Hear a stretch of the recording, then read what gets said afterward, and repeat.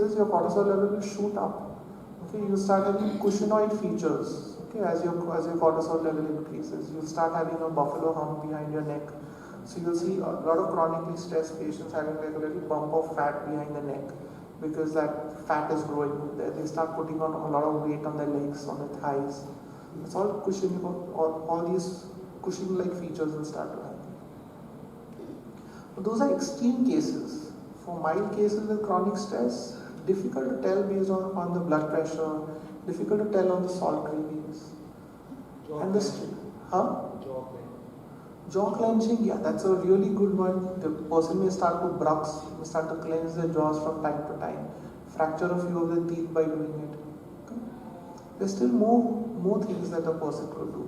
Sympathetic nervous system will always go up long before the endocrine system increases. So always in the PNEI, psychoneuroendocrinology, even before the endocrine system is hit, the neurological system and the psychological systems will be hit. So amongst the psychological systems, inability to deal with any form of new stuff coming at them. So the moment some routine changes or some stressor happens in their environment, they're going to work every day, same route, no problem. All of a sudden the road is shut and they have to take a new road. They completely fly off the handle. They get super angry. You've seen patients like this, or you've had this experience in your life, yeah? Small little things trigger you severe anger. So these stressed out patients will have severe anger bouts, usually towards their family members. So in the house they'll be like the devil, but outside the house people tell them, oh, you're such a nice person, you're such a nice little fellow. Okay, because they know how to control their temper outside the house. The stress, the SNS is just that little hyper. But once they come to their home where they know everybody, that's when they explode off with anger. They'll throw things at their wife, they'll shout at them, they'll scream at them. Their body tends to become very hot, so they feel hot inside the system at all times. And they get the classical bloating and burping. So the initial symptoms is just this: severe bloating and burping, severe anger bouts, feeling hot inside the body. This is what it starts out with. If the person is young, maybe 20, and they start having high SNS activity because you have to do so many assignments in their school, you start seeing early graying of hair. The hair will start graying at a very early age. They start having dandruff in their hair. Even in cancer patients, one of the major causes of cancer-mediated suppression of the immune system is high SNS activity. Because the sympathetic stress was so much, the immune system was completely suppressed. And then they'll end up having cancer. In patients with PCOD, you can see there is a published paper on it. Even before the first cyst has formed, 1 year before that, the patient's sympathetic nervous system is in hyperactive mode. You may be telling patients that, right? Oh, you have PCOD, you must be stressed out. Right? You tell your patients that? Or you see patients like this? Yeah, right? So you see patients like this. They come with PCOD and they clearly say, I've been stressed out for so long. And that's how I've developed PCOD. But you as a doctor don't know what the patient is meaning to tell you. The patient is basically meaning to tell you, look, I had a high sympathetic nervous system activity, and that is what has led to my current PCOD status. So as I said, stress can manifest as so many different symptoms. Insomnia, chronic insomnia can be stress as well. So look at stress as a symptom. Then comes P. P is basically parasites and fungus. Parasitic infections can lead to leaky gut because these worms basically attach themselves to your intestine and they really destroy your intestinal epithelial cells, leading to leaky gut. How we deal with parasites is we give them an 8-day deworming course. We give them ivermectin on day 1. Day 2 we give them praziquantel, which kills all those schistocytes. Then on day 3 we give them albendazole. So day 3, 4, 5 we give them albendazole. And day 6, 7, 8 we give them nitazox. Nitazoxanide is an anti-anaerobic which kills intracellular parasites. Most of our patients, even those with chronic eczema, I think one of the doctors did a case of psoriasis with just the anti-parasitic protocol. 8 days of anti-parasitic deworming and the psoriasis is nearly gone. Because parasites can lead to leaky gut just as well. Patients with asthma, if you give them deworming, the asthma gets so much better. All you have to do is look at the eosinophil count in the patient's CBC. If you see the eosinophil is high, parasites are definitely going to be there. But it's not always accurate, because in the beginning phase, the patient's eosinophils will go high. After that, the parasites exist, the body drops the eosinophil count back to normal without removing the parasites. So your eosinophil count could be near about normal, but you could still be having parasitic disease. You know one symptom that you could ask the patient if they have parasites? Ask the patient if they are worse after eating meat. How many of you face that after eating meat you have gastric distress, pain in the stomach, bloating? You could raise your hands, or even if you've seen patients have this, please raise your hand. Worse after eating meat of any type? No one? Okay, Dr. Julie. Okay, so that's Amanda, right? Yeah, so Amanda's seen that. So you will see this in your patients, but because you've not asked it, you just don't pay attention to it. And the patient also thinks it's such a normal thing that he doesn't tell you. So worse after eating meat. Anal itching. You guys ask patients if they have anal itching? You should. Time to time the patient will complain they have anal itching. Okay. If it's a young child, they start having dark circles around their eyes. You see little kids having these really dark blue rings around their eyes? That's all parasite infections. The child will start digging the nose. Nose digging is another symptom of parasite infection. Why? Because the parasites basically come up through your GIT, go through your lung, and they go into your mouth. And then from your mouth, they go into your nose. So the child will always dig his nose and try to scratch the parasite. He will dig his nose until it bleeds. Okay. Even adults do that. We had a nice case of a friend whose son was having asthma, very bad asthma. And the mom was asked by many doctors if the child has pollen allergies, this, that. No pollen allergies were there. So I asked the mom, tell me something interesting about your kid. She says, you know what he does? He puts his finger in his bum and then makes everybody smell it. I said, that's an amazing symptom. So I said, does he make you smell it or taste it? She said, no, if a person's mouth is open, he puts the finger right into the mouth.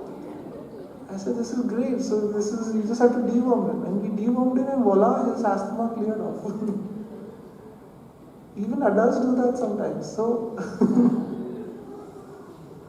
for the kid, it was an amazing treatment. And so many people have that as a symptom. They will itch their bum and then they will try to smell it or make somebody else smell it. And it's just because of the parasite inducing them to do it. One other very interesting thing about parasites is there's certain types of parasites called ascaris, which increase the fertility rate. So this was tested in a country called Brazil, and they found that patients who had ascaris had 2 times the number of kids that patients who didn't have ascaris had. So that means they got pregnant at an earlier age and they kept producing babies. 2 more babies than a person who didn't have ascaris. It's amazing. So ascaris actually increases the fertility rate in women. But if you have ascaris and a hookworm together, that doesn't help you. It will bring your fertility rate down to normal. So just an ascaris can create sexual promiscuity in young women. And I've seen this in my Indian patients at times. The mom will bring her young daughter and say, oh, my daughter becomes highly sexually active at a young age. I said, oh, really? So I asked for other symptoms and I figured, oh, this daughter has parasites. We treat for ascaris and the excessive sexual urge just goes away completely. Parasites can have such varied symptoms. It's amazing. So you should deworm all your patients because they may be having parasites controlling their behavior. It's not their general behavior. You could also have yeast infections. Yeast. Anyone has any symptoms that they could tell me that you could know if the patient has a yeast infection? Huh? Yes, vaginal discharges. They could have leukorrhea, foul-smelling leukorrhea. What else? Brain fog, thrush, dandruff, skin fungal infections, They could get worse on sugar. The patient will tell you, oh, you know what, the moment I eat sugar, everything in my body goes to shit. I feel really fatigued out. My tongue is constantly coated white. That's a yeast infection. Right? So these are the methods you can use to diagnose the causes of leaky gut. By asking each one of these questions, you can figure out, okay, this is the possible causes of leaky gut in the patient. Last one is basically toxins like mercury and things like that. Okay. So my talk, I know there's a lot more I can do. I can go on for like the entire day on leaky gut. But basically, if you even learn this much, these are the possible causes of leaky gut, at least you have a conceptual understanding now of what are the causalities of it. And then the most basic thing you can do is just use either cursing or just deworm the patient and treat for fungus, and your patient will be much better. Okay? Don't give normal curcumin to your patient with piperine, it just flares up the leaky gut. And we've actually done experiments on this. We've taken intestinal cell lines and we've tested them against curcumin. The cell lines get rapidly destroyed by normal curcumin. Okay? If you see India, we have the largest rates of vitiligo anywhere in the world. It's 8% in India. The rest of the world is only 0.5%. And we had done a research paper with Dr. Loti, who is the world head of dermatology, where we found that in India, the number one cause of vitiligo was a high curcumin dose in India. Because we are dosing with so much of curcumin, that curcumin is actually leading to leaky gut, oxidative stress, and leading to vitiligo. So when you tell our Indian patients, don't have haldi in your diet, they say, oh, but everybody tells us haldi is good for autoimmune diseases. No, it is not. It could actually cause deleterious harm to your body. Okay? While small doses may actually help you, if you try dosing large doses, it becomes pro-oxidative and causes you damage. Okay? So that was all that I'm going to talk about today. Do you have any questions, anything that I could help you with understanding this better? Please ask. Sure. I have one question. I have one patient with itching anxiety, and then after I gave a 9-day protocol, but it is still acid. So what should be the next protocol? So see, if your patient has anal itching, you need to rule out things like fissures. Check if your patient has a fissure, because it may not always be a parasite causing anal itching, it could be a fissure. Have you checked for fissures? Not yet. Okay, so check for but the patient not complain about that. He could be having a small fissure, Did your patient say that if he eats things like spice and all, the anal itch worsens? No, he did not mention. You asked him any history of fissures or piles or anything? Sorry? Did you ask him if he has any history of fissures or piles? I did not ask, but he did not complain about that. He may have had a past history and he just wouldn't have told you, Okay. So at times you may just have a small fissure over there. Okay. Did the anal itching even improve a little bit after the deworming?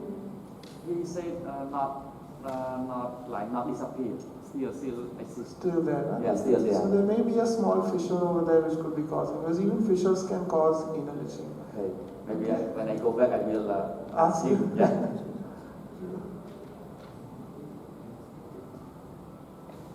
Anyone else? Oh, yeah, sir, behind you. Firstly, just wondering, for liposomal curcumin, does it have, will it cause is there a danger of taking too much of it too? So, which vitamin? No, liposomal curcumin. Curcumin. So, I think Dr. Julie could answer it. Dr. Julie, how did you feel after taking the liposomal curcumin for your joint pain? Very bad. Because even if it is liposomal, it is still going to cause you damage. Alright? Unless and until it is in this form, it does not help your leaky gut, it actually makes it worse. If you can find even one study that shows that it actually decreases your zonulin levels, only then take it. So ask whichever manufacturer of curcumin is there, then please do a zonulin study with your curcumin and show me that it actually decreases the zonulin levels and increases occludence. The other thing is for treatment of for deworming, is there any danger of causing a healing crisis if the patient has Yeah, so praziquantel can do that. After you give praziquantel, the patient can develop nausea and vomiting as a side effect. So I'll give you the case of Dr. Haja. I don't know, is Dr. Haja here? No, he's not, okay. So he had severe knee pain since many years, okay? Bad knee pain, and it was not classified as osteoarthritis or whatnot. And after he took the deworming, his knee pains actually started to improve, and now he has almost like negligible knee pains. So one of the things that we did is when we started giving patients praziquantel, we always used to find the knee pains improving. I was like, this is very strange. And then we read a paper that these parasites can actually go into your knee joint and cause knee destruction. So when the patient has such severe parasitic infection after giving prazi, they develop nausea and vomiting. It lasts only for like a couple of hours, sometimes one day, and after that they settle down. But that is the most I've seen with it.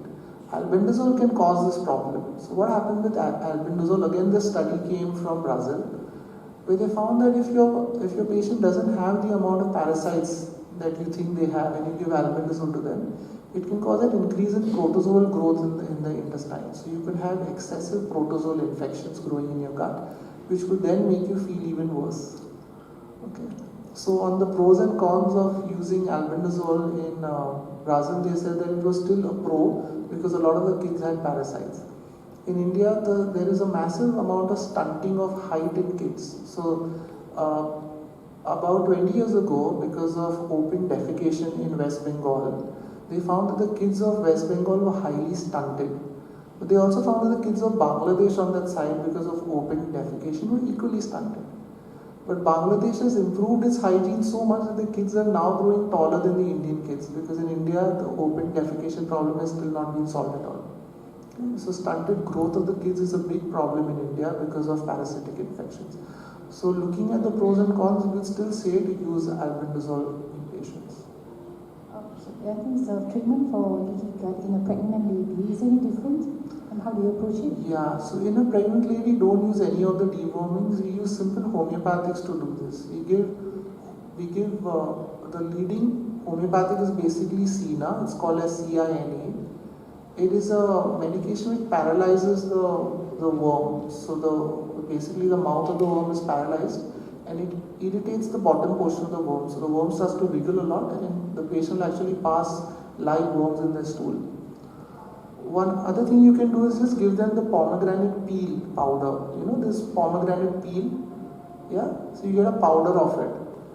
That powder has ellagic acid in it. So when the person takes it, it gets rid of most of the parasites, especially hookworms and all flush out with it. So just in India, it's a very common remedy amongst little kids that the mothers give them a teaspoon of the pomegranate peel to drink because it flushes the parasites out. So just using Cina, and that will help most of the worms flush out. Hello. Yeah.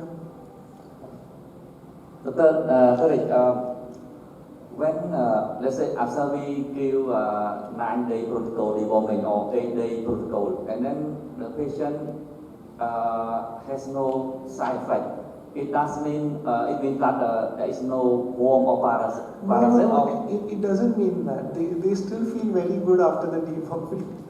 So the presence or the absence of a side effect doesn't mean that the pill has worked or hasn't worked. You know, because even if you don't have that as an issue, you could still feel good. So I'll tell you my own example. I used to have chronic anemia. I am thalassaemic minor, so I'm obviously going to have anemia. But my iron levels used to be constantly low. And since I was, in med school, I used to keep asking all my teachers, why is my iron low? So, you just have to take iron pills. I used to take iron pills to feel even worse. I said, this is damn weird. Then I checked my ferritin. I found the ferritin was normal. I said, why the hell am I having such poor iron levels? Then after almost like 5-6 years of passing out, I realized it could be parasites because of my diet. So my diet in college consisted of having a seekh kebab from the road every day. So that used to be the only thing I used to eat. Like I used to have no breakfast, no lunch, and the only thing I used to eat in the evening was like 10 of those seekh kebabs from the roadside shop. I was bound to have parasites infection. And after I dewormed myself, my iron came back to normal within less than 10 days. It was really remarkable. My chronic fatigue went off, brain fog went off.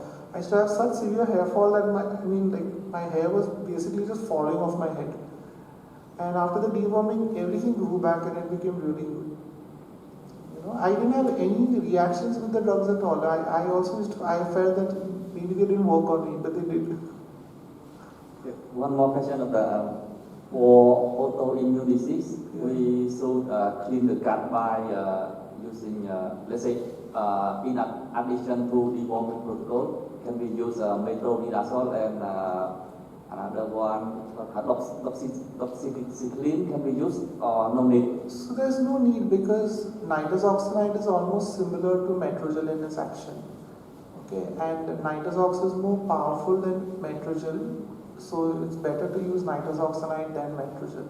A lot of drug resistance is already built up to metrogyl, which is why we use nitazox. Okay, and doxycycline is not required. If you just use this pomegranate peel, it is sufficient to remove your biofilm out. It will just clean that biofilm off your gut. Just take it for 2 weeks, just like a teaspoon of the peel every day, and it will just rip all the biofilm off your gut.